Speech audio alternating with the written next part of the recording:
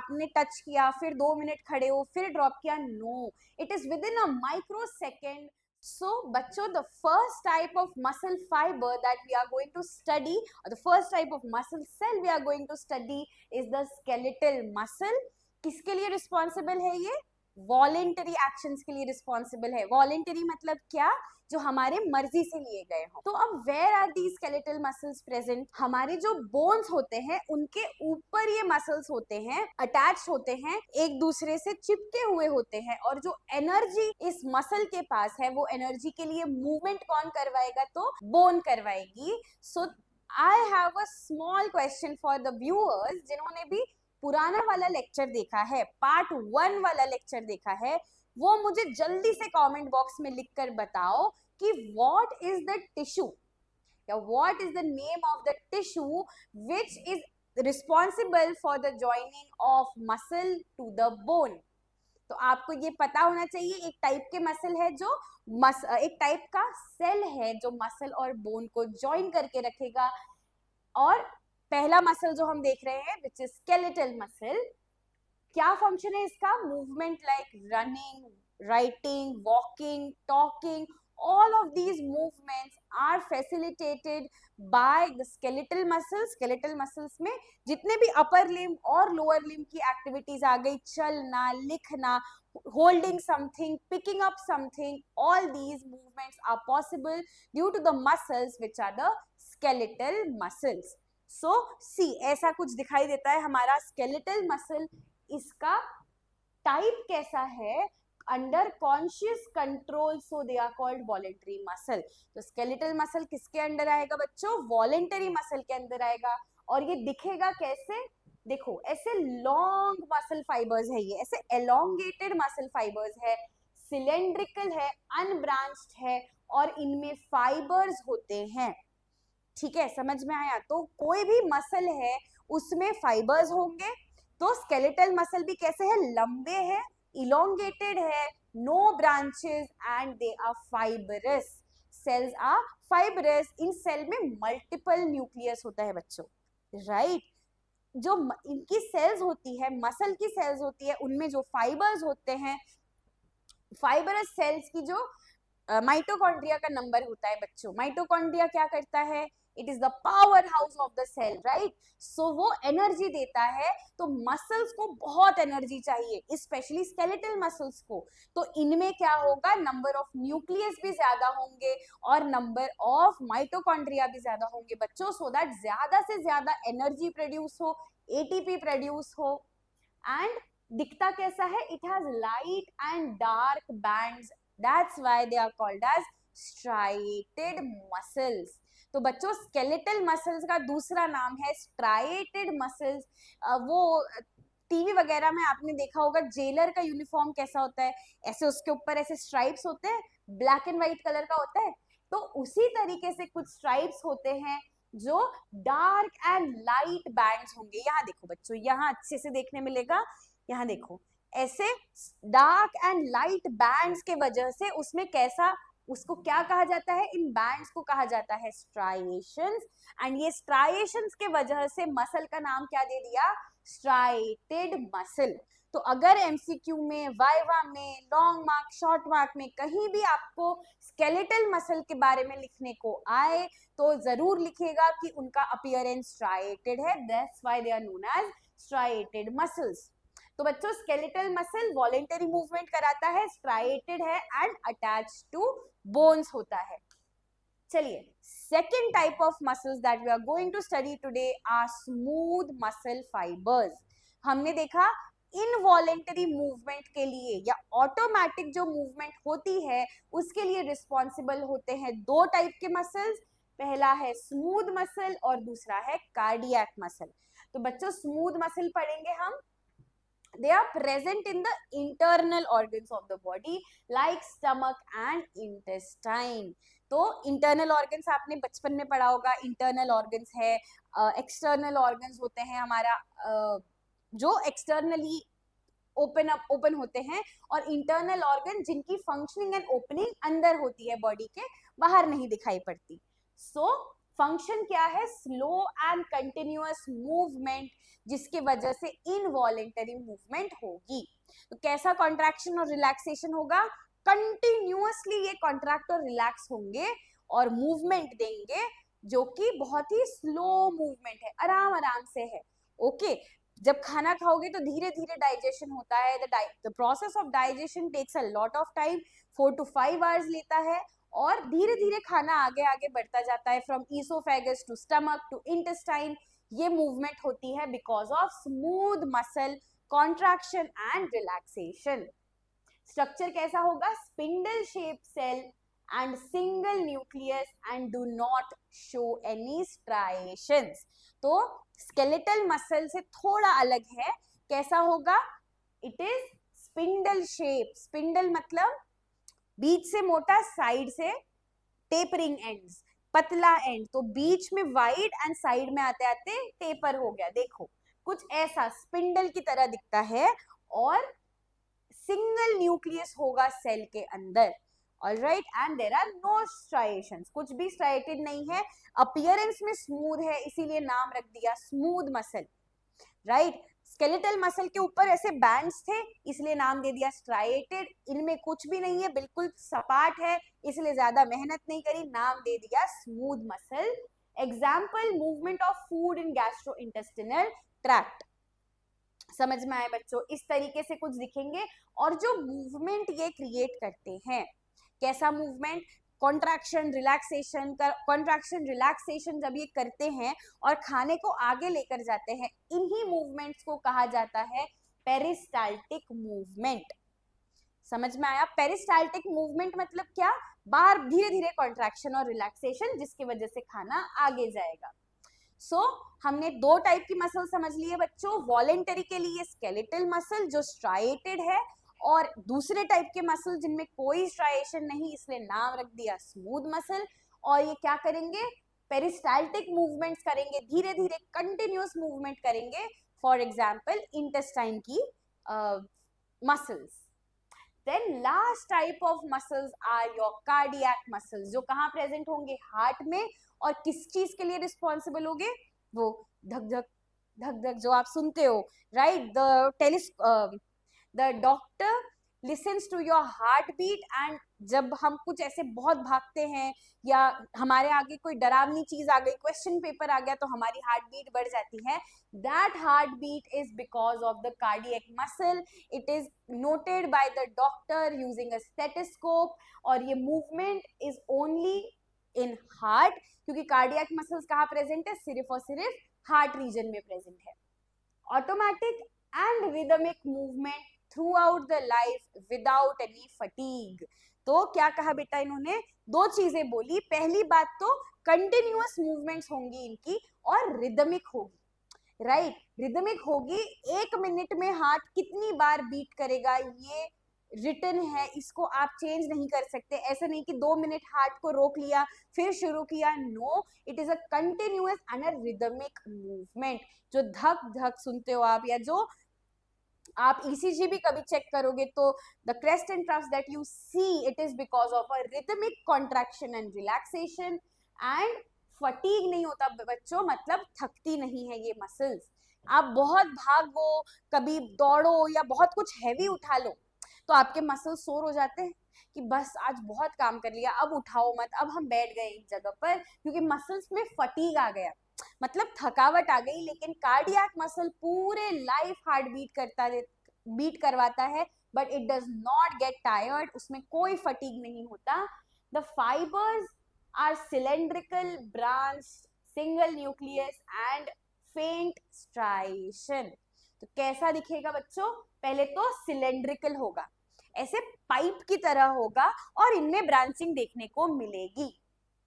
Skeletal muscle और smooth muscle में कोई ब्रांचिंग नहीं, लेकिन कार्डियक मसल के अंदर सिलेंडर हो, पहले तो सिलेंडर की तरह दिखता है, और ब्रांचिंग होगी इनमें।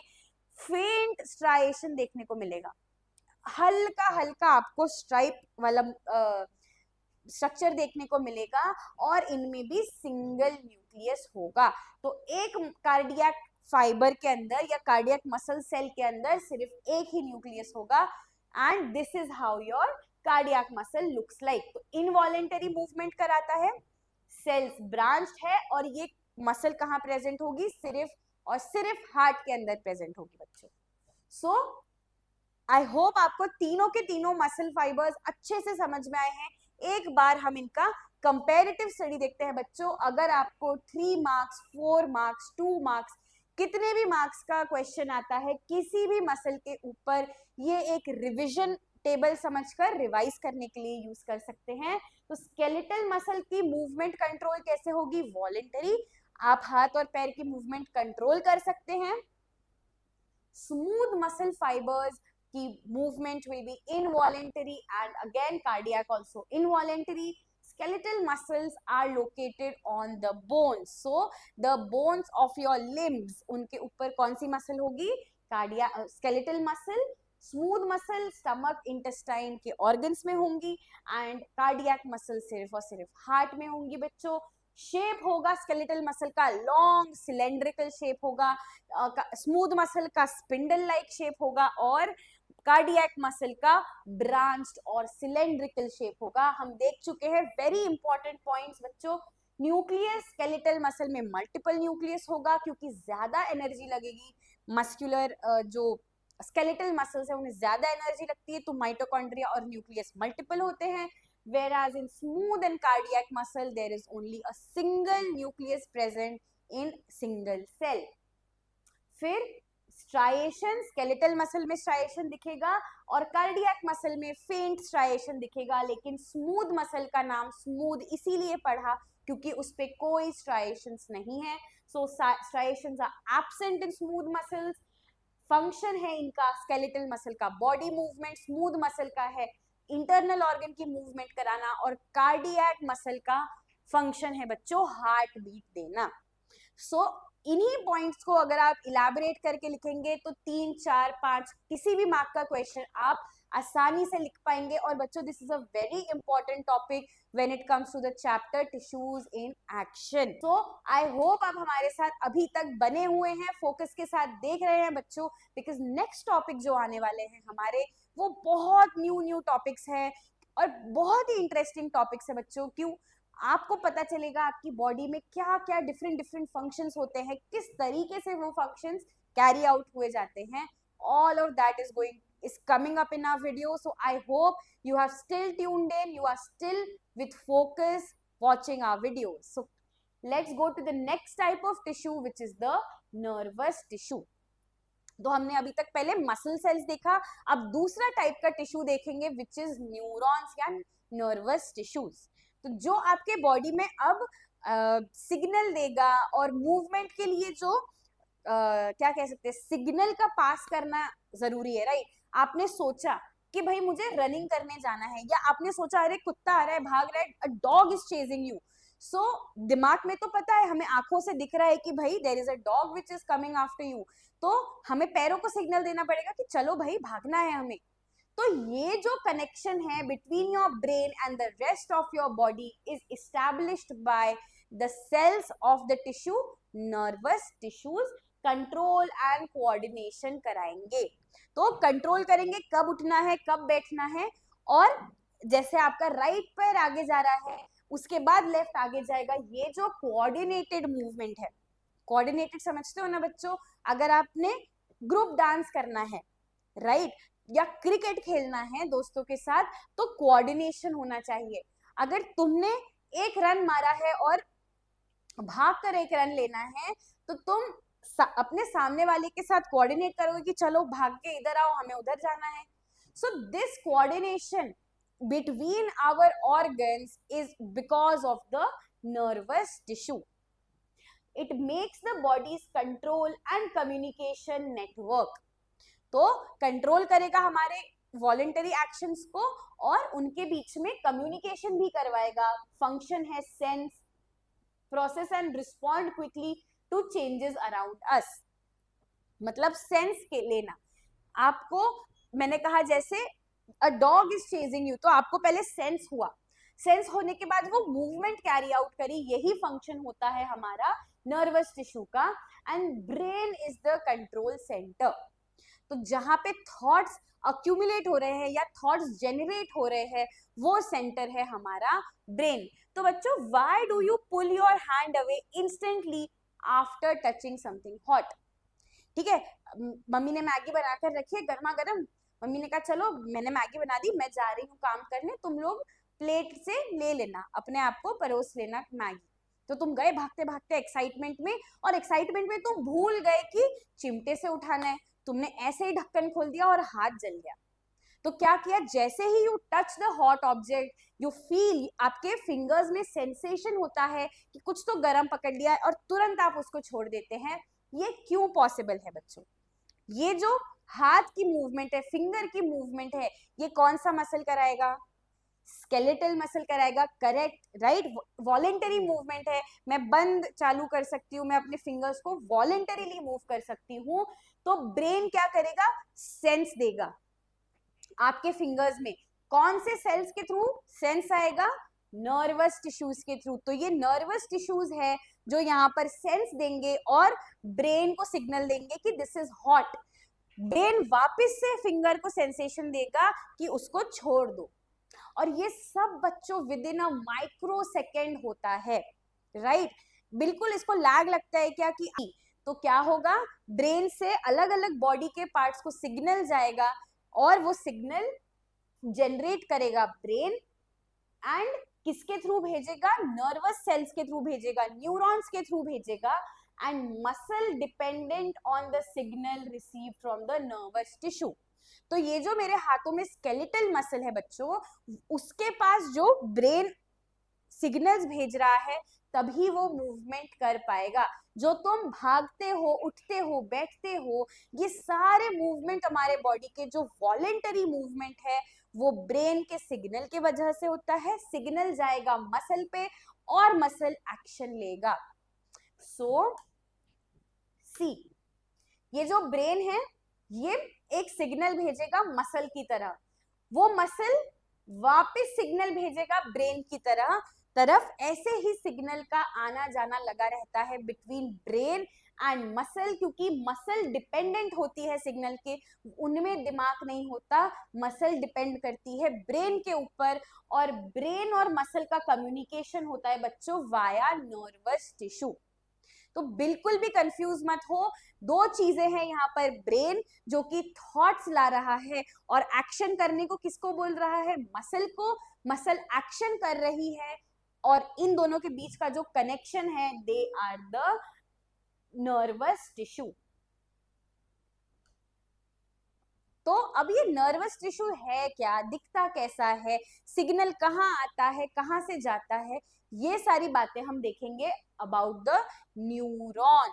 तो बच्चों, ये जो ब्रेन से सिग्नल गया मसल को, मसल से वापस सिग्नल गया ब्रेन को, ये जो सिग्नल का लेना देना है, उसके बीच का जो मिडल मैन है, जो एक जगह से सिग्नल कैच कर रहा है, दूसरी जगह सिग्नल छोड़ रहा है, वो एंटीना जो है, that is nothing but our neuron cell. The neuron is a cell which is the unit of nervous tissue. तो जब आप नर्वस टिश्यू की बात करो तो उसमें से अगर एक सेल देखो तो वो सेल कुछ ऐसा दिखता है, it is known as the neuron. Now the cell of nervous tissue is called neuron और नर्व सेल। जो इसके फंक्शंस क्या है? रिसीव करता है, प्रोसेस करता है और मैसेज को ट्रांसमिट करता है, करेक्ट। बच्चों, आपने वो गेम खेला है कभी, चाइनीज विस्पर?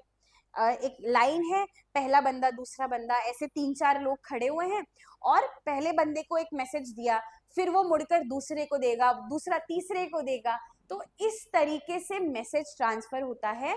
ब्रेन एक मैसेज जनरेट करेगा, वो मैसेज पहले न्यूरॉन को जाएगा, फिर दूसरे न्यूरॉन को, ऐसे करके एक चेन बनेगी बच्चों, जहां पे क्या पास होगा? तो सिग्नल पास होगा।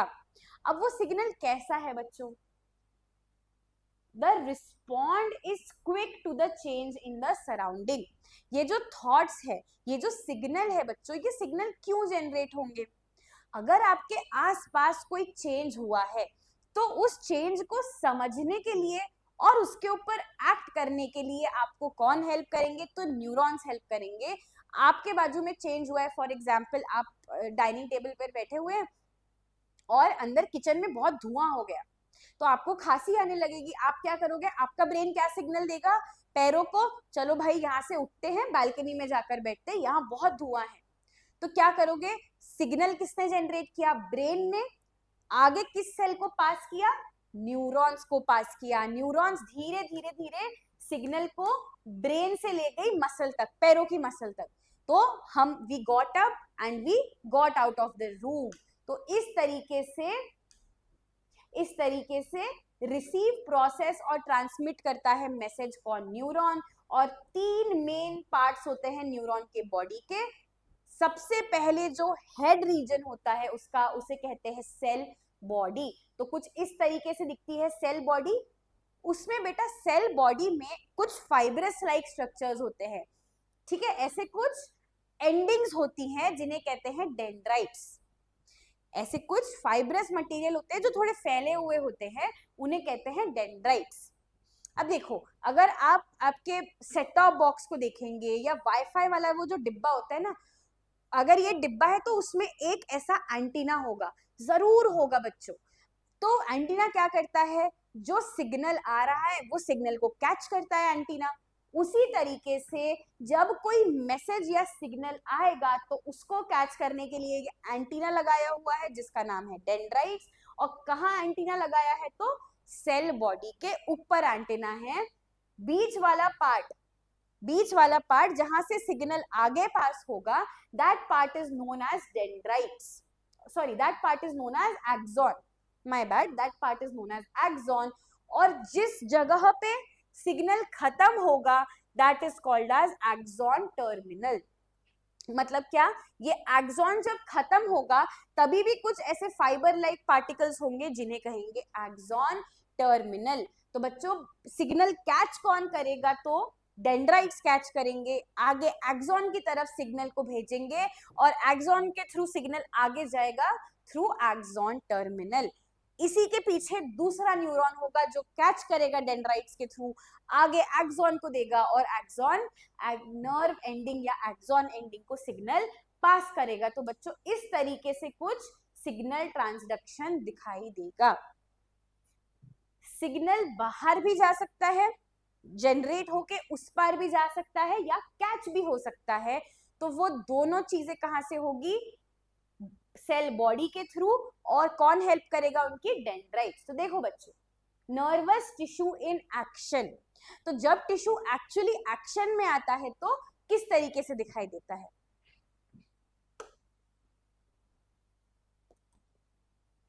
So to understand the working of our neurons, nervous tissue control और coordination का network बनाता है।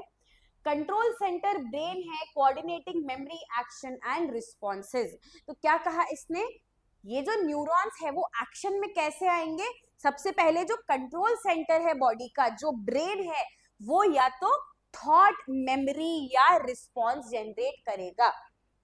तो 3 तरीके से एक्शन आएगा, या तो कोई थॉट आएगा, आपने कोई चीज सोची और उसको करी, या तो कोई मेमोरी आएगी कि जैसे अगर आप स्किपिंग रोप खेल रहे हो या आप साइकिल चला रहे हो तो आपके पैरों को पता है एक ऊपर जाएगा तो एक नीचे जाएगा इस मोशन में। या फिर कोई रिस्पॉन्स, जैसे आपके फ्रेंड ने आपकी तरफ बॉल फेंका तो आपका रिस्पॉन्स होगा उसको कैच करना, राइट। तो इन 3 तरीके से जो कंट्रोल सेंटर है हमारा वो जनरेट करेगा, कोई मूवमेंट जनरेट करेगा, और उसको कौन रिसीव करेगा, मसल रिसीव करेगा। Muscle receive the instruction from nervous tissue and can not function independently. तो ब्रेन से जो सिग्नल निकला बच्चों, इन तीनों के वजह से वो किसने कैच किया, न्यूरॉन ने कैच किया, और किसको जाकर दिया, मसल्स को जाकर दिया बच्चों। तो the bridge between brain and muscle, the bridge between brain and muscle is nothing but our neuron cells, जो सिग्नल ब्रेन से लेंगे और मसल्स को देंगे। कुछ सिग्नल मसल से भी ले सकते हैं और वापस जाके ब्रेन को देंगे। जैसे तुमने कोई गर्म ऑब्जेक्ट को छू लिया तो यहाँ मसल्स को समझ में आ गया कि it is a hot object, तो मसल्स अब किसको देगी सिग्नल, ब्रेन को सिग्नल देगी। तो बेटा इसका जो ब्रिज है between muscle and brain, that bridge is nothing but our nervous tissue. For example, जब आप एक्सरसाइज करते हैं तो ब्रेन क्या करेगा, जब आप भाग रहे हो बहुत तेज तो धीरे धीरे क्या होता है, सांस फूलने लगती है हमारी, राइट, सांस फूलने लगती है. ऐसा क्यों होगा, because the muscles that you are using, जो स्केलेटल मसल आप यूज कर रहे हो, उसकी ऑक्सीजन की डिमांड बढ़ गई है बच्चों, राइट. उसको एनर्जी बनाना है. आप भाग रहे हो, 1 घंटे से भाग रहे हो या बहुत स्पीड में भाग रहे हो, तो आपकी बॉडी को एनर्जी बनाने के लिए ऑक्सीजन चाहिए, इसीलिए आपकी सांस फूल जाती है, आप तेज जोरों की सांसें लेने लगते हो. So brain signals to the heart to beat fast and meet the oxygen demand. तो आपकी हार्ट बीट क्या हो जाएगी, तेज हो जाएगी. तो this is an example of control. तो आप भाग रहे हो, आपकी स्केलेटल मसल भाग रही है, उसको ऑक्सीजन चाहिए, वो सिग्नल देगी ब्रेन को कि भाई हार्ट को बोलो जल्दी जल्दी ब्लड पंप करे और मुझे ऑक्सीजन ला कर दे. So this is the mechanism of how the neuron tissue work.